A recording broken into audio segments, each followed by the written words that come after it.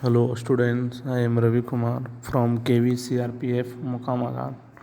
आज हम लोग पॉलिटिकल साइंस का 8 चैप्टर चैलेंज टू डेमोक्रेसी यानी लोकतंत्र की चुनौती में लोग जानेंगे रीडिफाइनिंग डेमोक्रेसी यानी लोकतंत्र को फिर से परिभाषित करने के टॉपिक के बारे में हम लोग जानेंगे।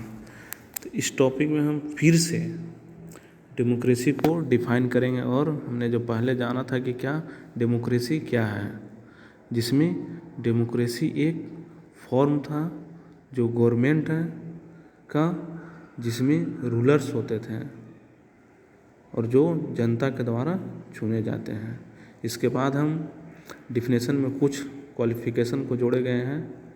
जो फर्स्ट नंबर में है कि जो रूलर जनता के द्वारा चुने जाएंगे वो जनता के लिए सारे मेजर डिसीजंस लेंगे।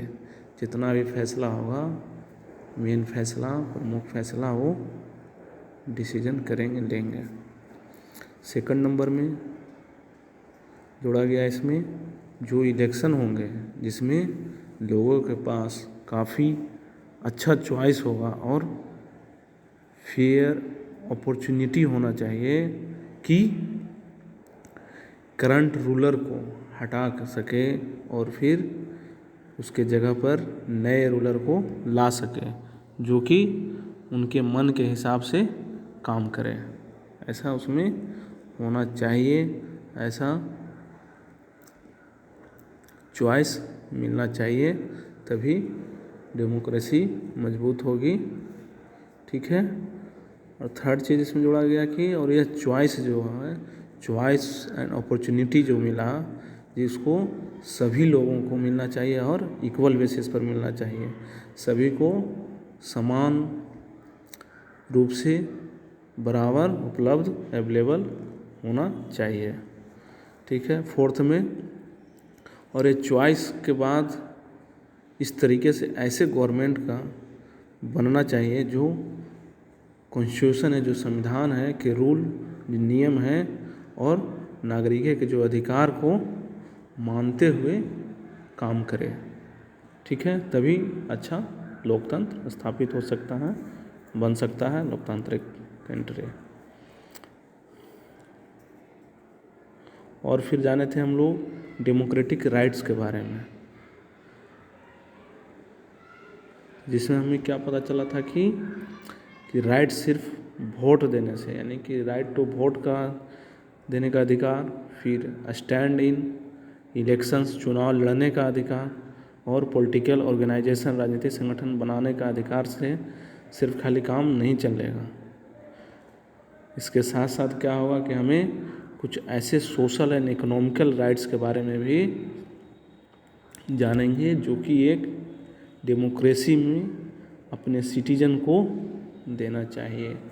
लोकतांत्रिक व्यवस्था में सोशल एंड इकोनॉमिकल राइट्स को भी जोड़ा जाना चाहिए, इसमें देना चाहिए सभी लोगों को। ठीक है। सिक्स नंबर में जानेंगे कि गवर्नमेंट और सोशल ग्रुप्स के बीच में एक पावर शेयरिंग, जो सत्ता के जो साझेदारी होता है, जो सभी लोगों के बीच में कुछ न कुछ पावर होना चाहिए, तो वो लोकतंत्र के लिए बहुत ही ज़रूरी होता है, ताकि हम एक अच्छा डेमोक्रेटी बना सके, डेमोक्रेसी हो सके और हम तभी हम मानेंगे कि वहाँ पर अच्छा डेमोक्रेसी है। ठीक है।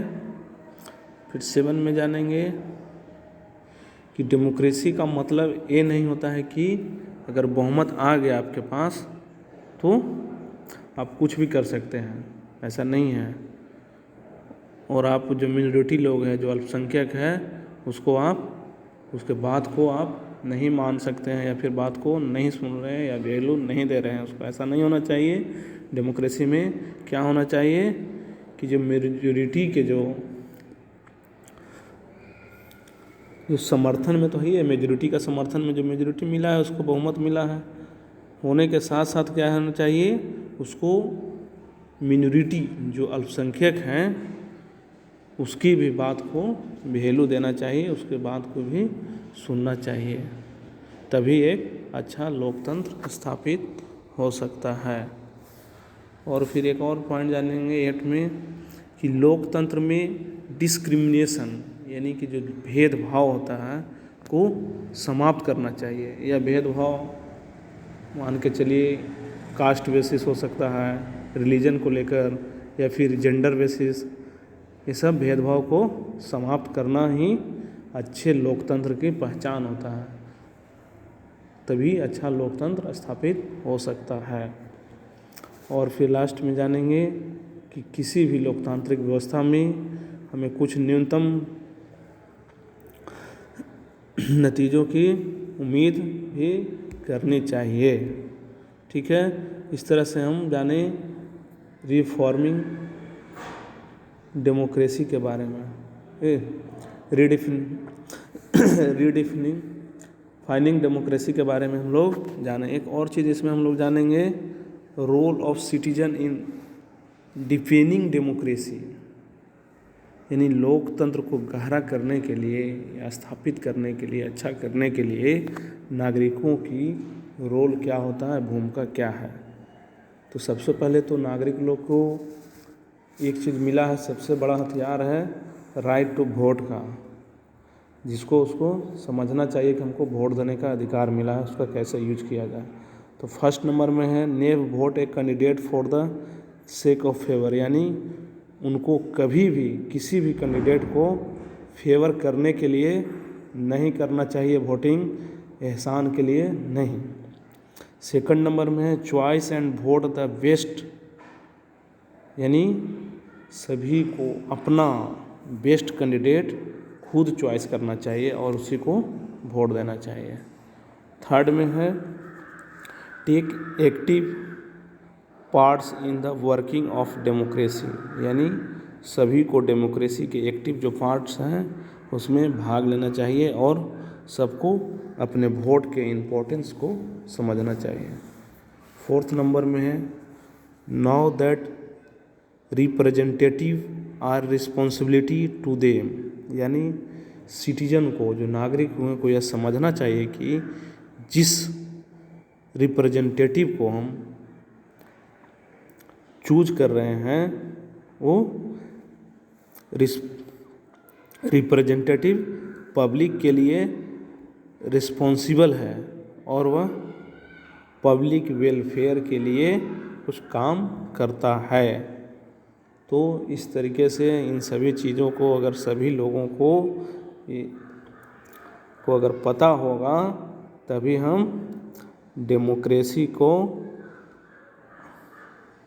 का आइडिया डिपेंड होगा, यानी लोकतंत्र गहरा स्थापित होगा, अच्छा लोकतंत्र स्थापित होगा। ठीक है।